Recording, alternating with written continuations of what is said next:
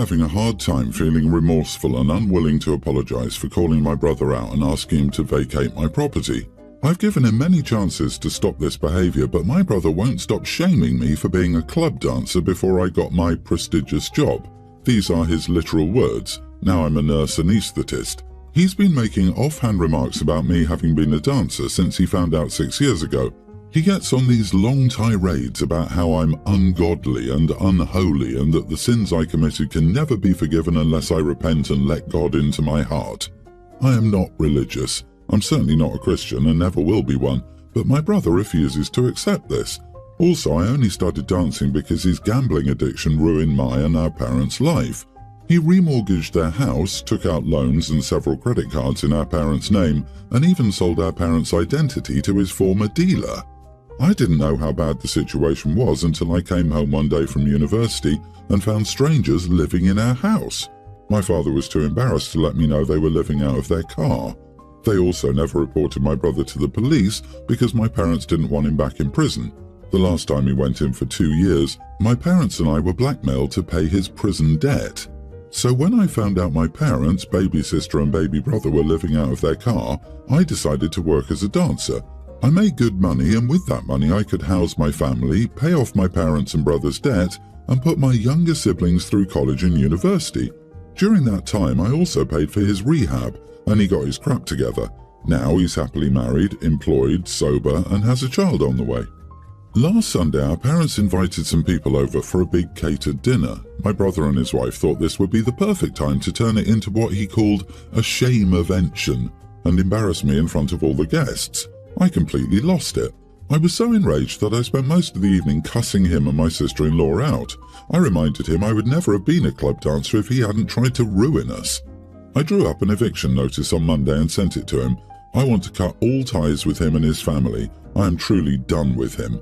Almost everyone is telling me I'm right in being angry, but that it's terrible to kick him and his wife out when they're due to have their first child in 9 weeks. My parents are begging me to forgive him, and honestly, I feel like I have been and am being reasonable. I've given them 90 days. I am done being called the loose woman of Babylon and the downfall of mankind. I feel like I'm losing my mind. Am I the idiot? Edit, for clarity, I danced for 5 years and used the money for that to claw myself and my family out of debt and pay for my brother's rehab. I haven't danced in over a decade. I paid for my sister's IVF and bought the house my brother and his wife live in with my nurse anaesthetist money. He doesn't feel bad about asking me for help now because this money wasn't made from sinning. Also, my sister-in-law is just as bad as he is. Oh wow, not the idiot. I wouldn't give him 90 days. I'd get some friends to throw all of the stuff out of your house. Change the locks and call the cops that he's trying to break in. I would never talk to your brother again, and if you ever do that witch stuff comments, ask him how his gambling deals are doing and how are the accommodations in jail. Yeah, he's born again, which is always a joke. He ruined your family, made them sleep in the car, and dares to blame your past on everything else. And if you're so evil, why is he living with you? Forget his baby, forget his life. Go no contact with him forever and talk to your parents about their reaction, and that's what he's doing to you. Can you imagine being one of the guests and wishing to fall off the earth? The brother can't have it both ways. Both rant about OP's past and yet conveniently downplay, if not ignore, their own role and, more importantly, at the same time, benefit from OP's sinful behavior, as the brother calls it. Hopefully OP never has to talk to him again, but if she does, she should ask for all the money she paid for his rehab, bail back, and IVF. OP, you did what you had to do after your parents enabled him to the point of losing everything but their lives and the clothes on their back. He should be thanking you, not shaming you. You did nothing shameful, unlike him. And I'd be cutting off my parents next. This has Golden Child versus Scapegoat written all over it, and my heart aches for you.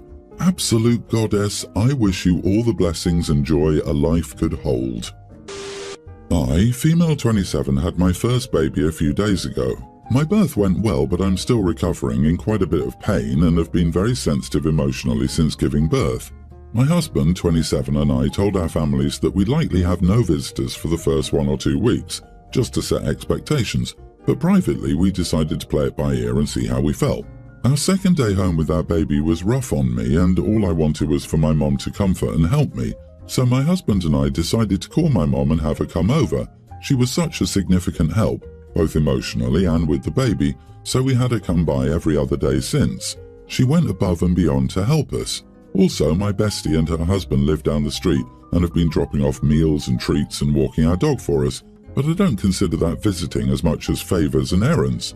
Mother-in-law found out about my mom's visits and was very upset, so we decided to have her over for a brief visit. Day 6 postpartum. She said they'd bring food and arrived around dinner time.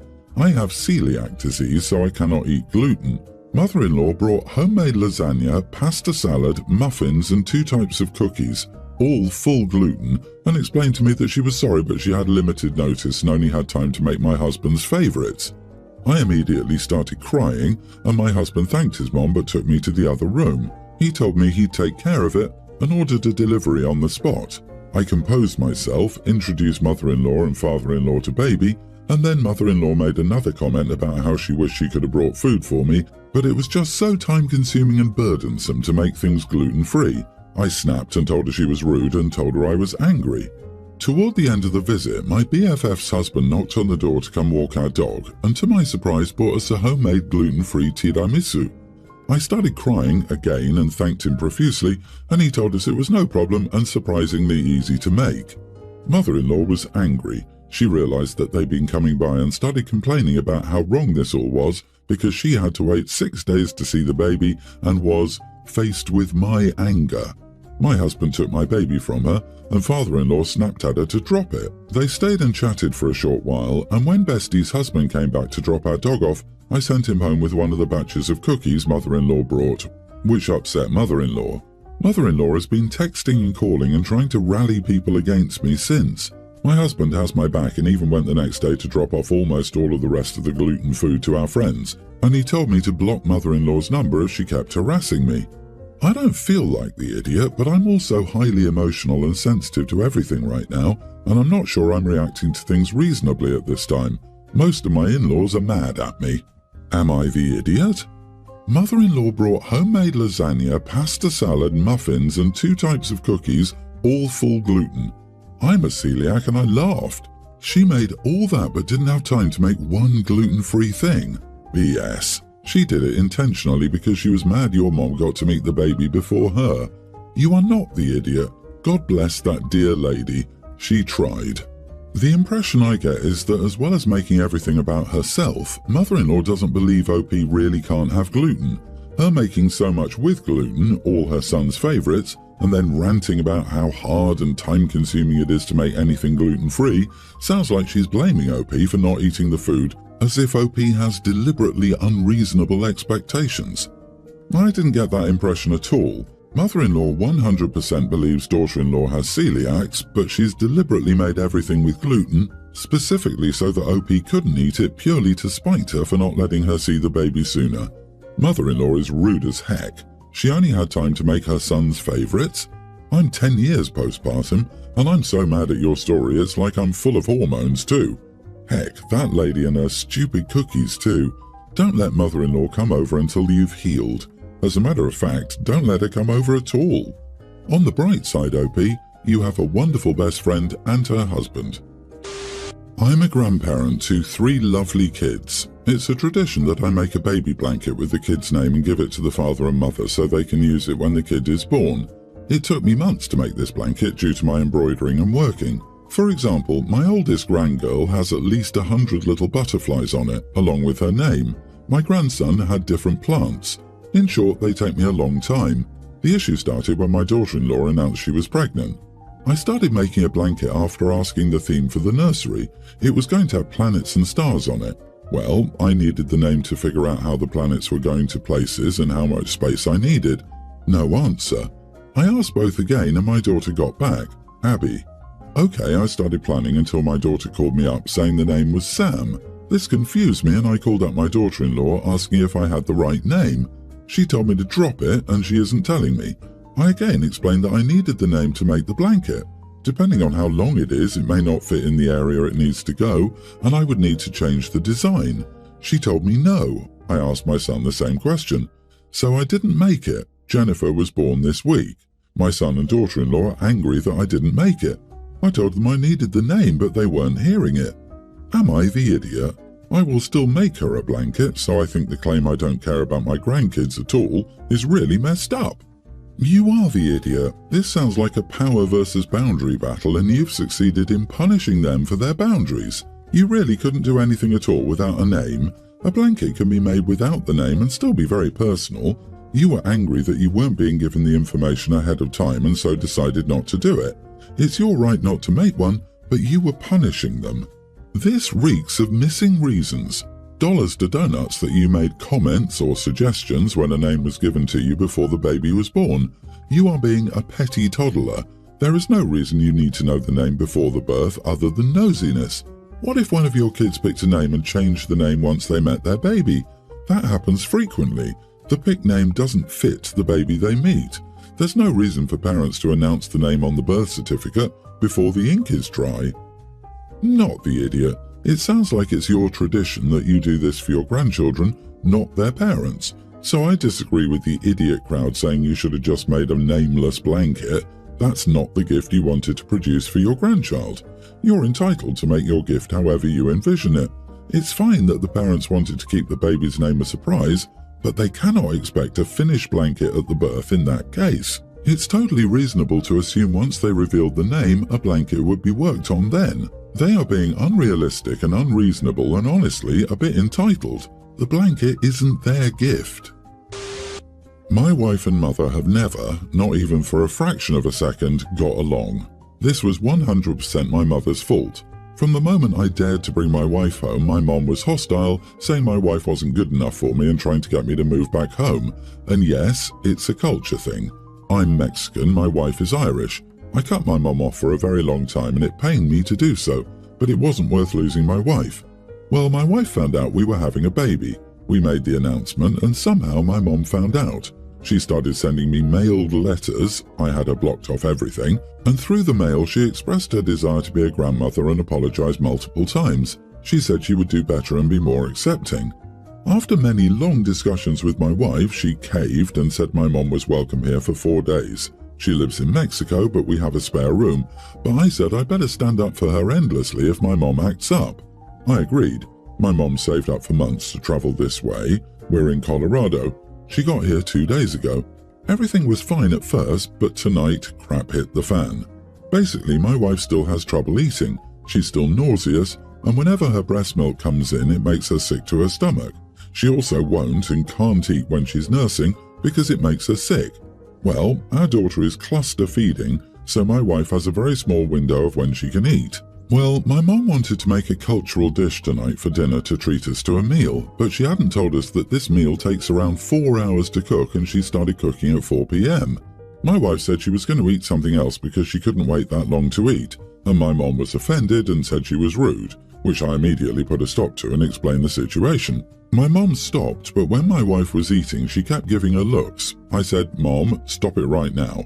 She scoffed, said something under her breath, then turned to my wife and said, "In my culture, this is unacceptable. Since you're raising a child in my family, you will learn better."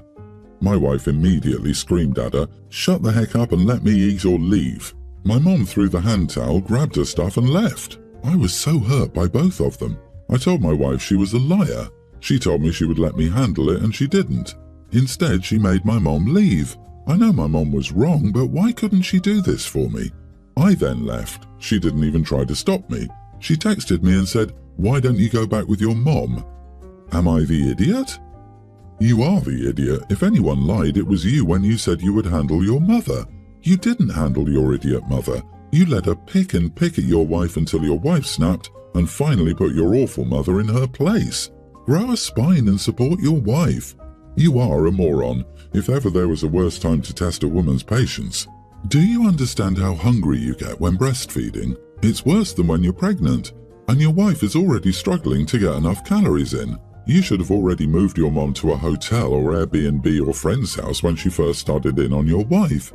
Your wife is tired, hormonal, and hungry, and your mom is entertaining herself by antagonizing your wife.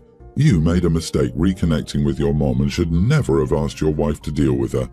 Also, making a cultural dish that takes 4 hours in the home of a woman who's suffering from nausea, getting mad because a woman postpartum needs to eat when she can, the mother was looking for and making a problem. I'm going to repeat this in case it needs to be clarified. Your wife did not make your mother leave. Your mother made that big girl decision on her own. Your wife was right. You should go back with your mother. My girlfriend and I have dated for around 3 years. We've lived separately this whole time but obviously see each other often. Her lease at her current house, 1,800 square foot, will be up in a few months and we're discussing moving in together. She has 9 cats, a dog and a daughter. I have a dog. I own my house. I bought it 3.5 years ago before I met her, and it's about 400 square foot less than her place. She wants me to sell my house and move into the house she's renting and pay her rent when I have a perfectly good home to live in. I understand her concerns about space and the comfort of the animals, but 1,300 square feet isn't that small, and I feel like it would be a horrible financial decision to give up on my 2.8% interest rate and start renting again, especially because the value of my home will probably continue to increase. On top of that, her rent is more than my mortgage. She's adamantly against living in my house though, and is acting like I'm an idiot for trying to explain it's a bad decision financially to do this. But she seems to think I'm not making sacrifices for her if I don't move into her rented house. Am I the idiot? 9 cats? That woman doesn't rent a house, she runs a damn zoo. Your girlfriend needs an education in compromise. Compromise, it turns out, does not mean she gets whatever she wants and her opinion is right. You're an idiot if you disagree. Do not sell your house regardless of whatever else you do. Not the idiot. I cannot imagine wanting to live in an 1,800 square foot house with 2 adults, 2 dogs, a child, and 9 cats. The more I think about it, the more I realize that your girlfriend is either not being forthright or possibly doesn't even know she's unwilling to contribute to your house. She could resent that you have a house and she doesn't, and she could simply not want to contribute to a house and property that she has no ownership in, which, were it the case, would be hilarious because what do you think renting is, girl? Either way, this is a huge red flag. Okay, I'm just going to say it. Someone with 9 cats has issues.